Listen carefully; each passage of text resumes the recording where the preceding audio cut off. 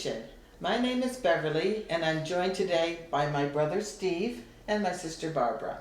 And on today's episode of Cooking with Love, we're going to be showing you our Slovak grandmother's version of stuffed cabbage.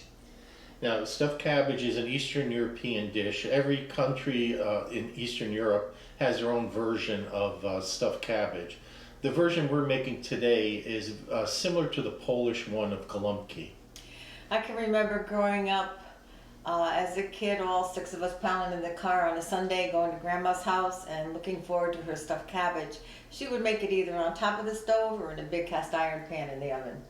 Yeah, and it wasn't made for special occasions. It was just a common dish that she would make when she would having the family over. It's a little bit of work to prepare, but it's certainly well worth it. All right, we ready to start? Sure are.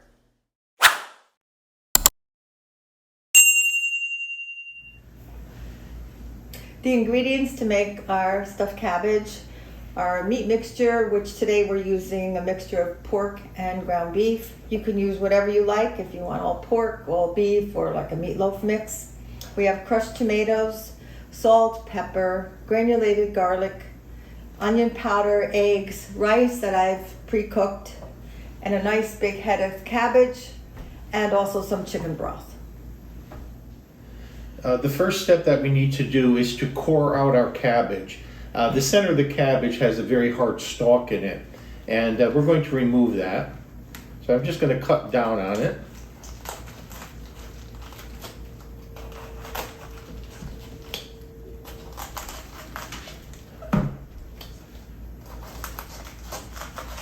And by removing the core, it's going to help the leaves become loose.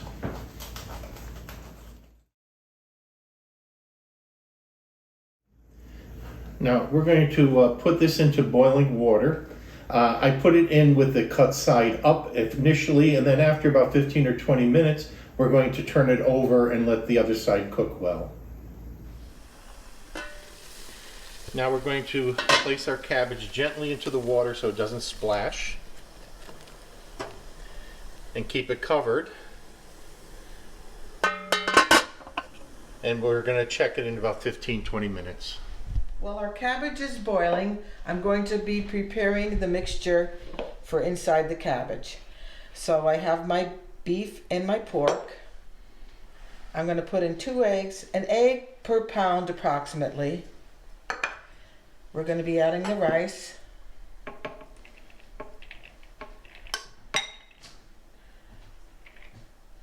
And we're going to put some salt, pepper,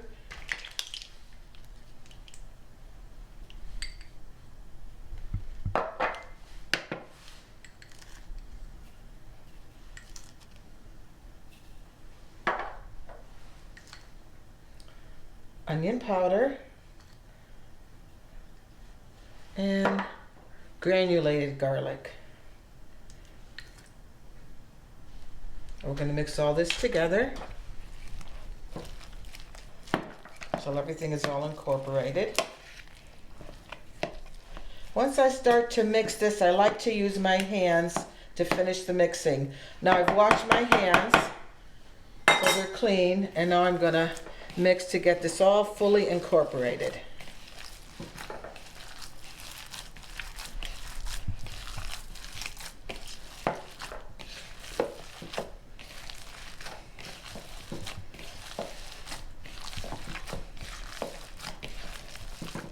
Okay, this looks pretty good to me, so I'm going to put this aside until the cabbage leaves are done.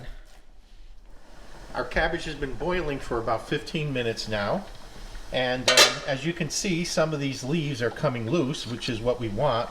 I'm going to start removing them, putting them on a paper towel to dry.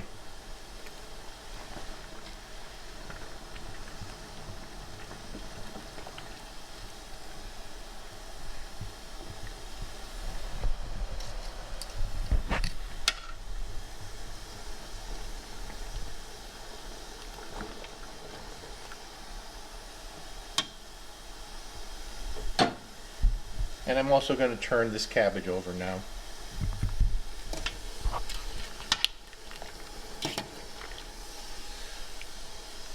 And we're going to let it cook another another 15 to 20 minutes. The cabbage has been boiling for a little bit over an hour, and periodically I have been taking the leaves off. You can see these leaves are much smaller now. We're going to be using these leaves for the bottom of the casserole and the top of the casserole. And this one little tiny core, we're just going to chop up as well. Our cabbage is cooled. We're going to start assembling our casserole. With the rest of the cabbage that is left, I'm going to cut it up and put it on the bottom of our casserole dish.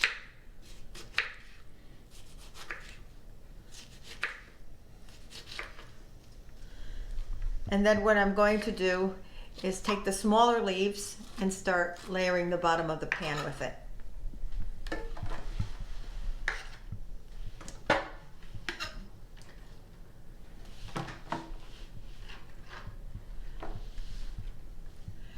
What I'm going to do is take off the little end of the cabbage. You can either, to make them lay flat, cut a small V in it, like that, and just lay it down, just to cover the bottom of the pan. Or else you can just take your knife and take the rib off the bottom and let it lay flat that way. Your choice. We've lined the bottom of our casserole, and now we're ready to roll the cabbage. We're going to be assembling our cabbage rolls now. So what you want to do is take about 2 to 3 heaping tablespoons of this mixture and put it at the base. And you want to gently fold it in and fold it over. Roll, fold it in, fold it over till it's nice and tight. And then you want to place it in your casserole dish. We'll continue to roll. All right, we've formed a little assembly line here. I'm removing the hard rib from the cabbage leaves and handing them to Barbara, and she's filling them, and Beverly is rolling. We're going to get this done in no time at all.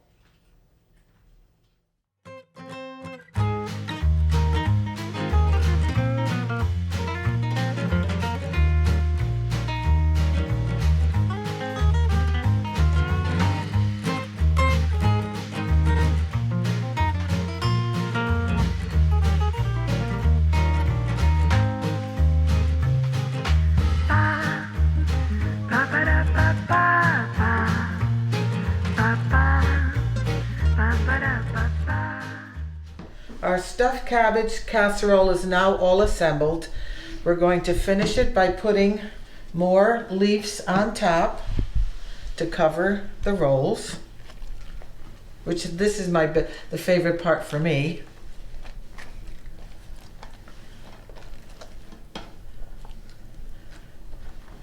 Using up all the cabbage.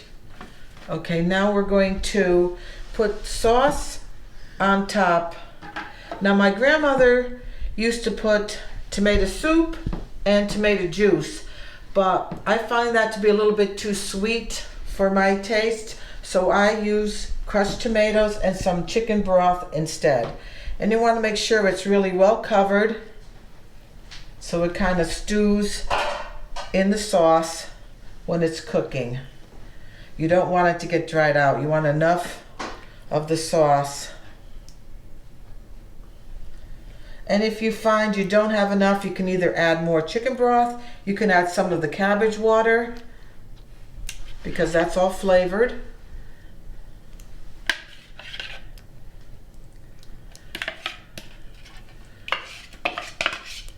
I like the sauce, the juice that it makes on top.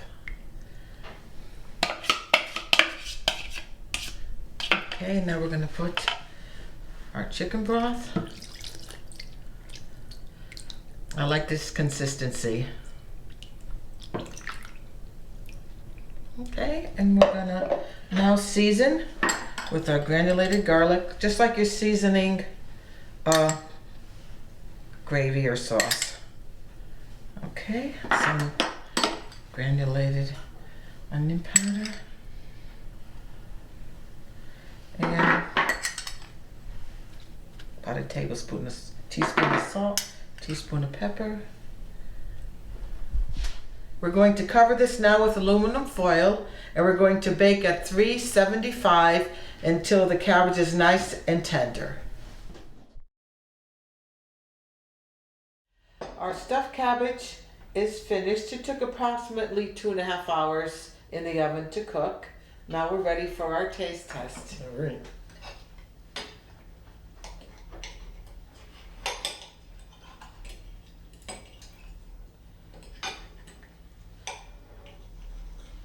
Got a little cabbage, a little meat. Good. Very good. Excellent. Tastes just like Grandma's. Just the right amount of seasonings. We're going to continue to enjoy our snack, and we'll see you on the next episode. Bye-bye. Bye-bye.